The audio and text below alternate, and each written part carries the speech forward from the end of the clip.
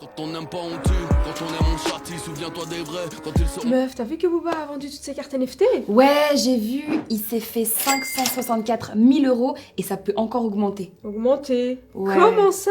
C'est abusé, hein? Mais ouais, vas-y, dis-moi plus. Ouais, NFT, je reviens sur les fondamentaux. Attends, je t'explique. NFT, ça vient de Non-Fungible Token, un jeton non fongible. C'est un jeton cryptographique qui représente un objet numérique comme une photo, une vidéo, un fichier audio. À ce jeton est rattachée une identité numérique et tout un tas de propriétaires. Non mais dis-moi en fait, ça veut dire quoi fongible?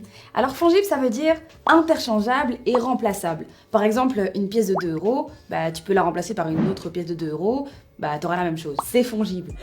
C'est quoi? Du coup, quelque chose de non fongible, c'est quelque chose de complètement unique qui peut pas être remplacé par autre chose, comme par exemple une œuvre d'art. Les NFT se trouvent dans ce qu'on appelle la blockchain. J'en avais déjà parlé l'année dernière dans un épisode sur le Bitcoin. Ah oui, je l'ai regardé, mais tu peux me rappeler juste ce que c'est? La blockchain, c'est un registre décentralisé et les deux mots sont importants. Un registre, ça peut être un Google Sheet, ça peut être un registre dans une banque qui reprend la liste de tous les comptes de ses utilisateurs, ou ça peut être aussi le registre notarial d'un notaire qui reprend tous les propriétaires par exemple. Mais la grande différence de la blockchain, c'est que c'est open source, donc c'est public. Quasi toujours. La blockchain, elle garde trace de toutes ces transactions. Qui fait quoi? Qui a quoi? Qui crée quels actifs? Qui s'envoie quoi? Etc. Et il faut savoir que la blockchain, elle dit, vous avez autant d'actifs et pas un de plus. Le Bitcoin par exemple, il a une valeur et un cours qui fluctue blindé. À l'heure où je te parle, un Bitcoin vaut 58 000 €. Et ça, c'est parce qu'il y en a 21 millions et pas un de plus. Bref, ce que les gens achètent quand ils achètent du Bitcoin, c'est la rareté. Et sinon, l'autre mot décentralisé, ça veut dire quoi? Ben, ça veut dire qu'il n'y a pas de banque et pas d'État au milieu. N'importe qui peut rentrer dans la blockchain de l'Ethereum ou du Bitcoin sans demander au grand patron de la blockchain. Mais sinon, c'est quoi l'avantage dans le monde de l'art?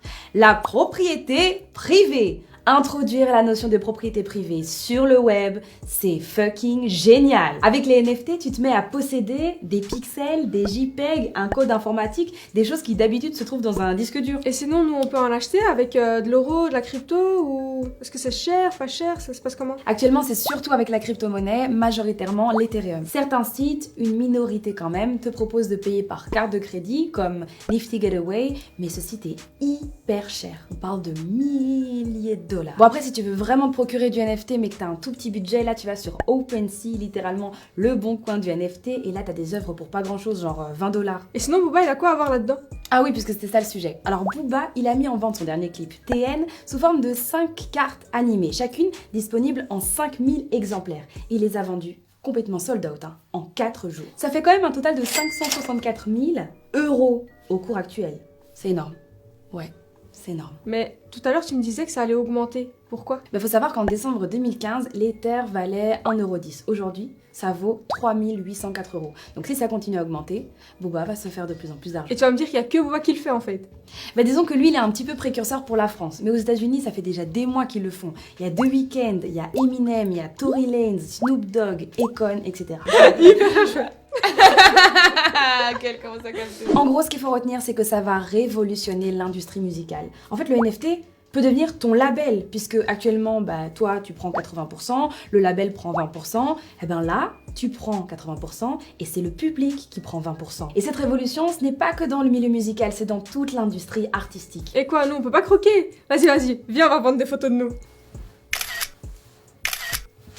Move Radio, Hip Hop Nation.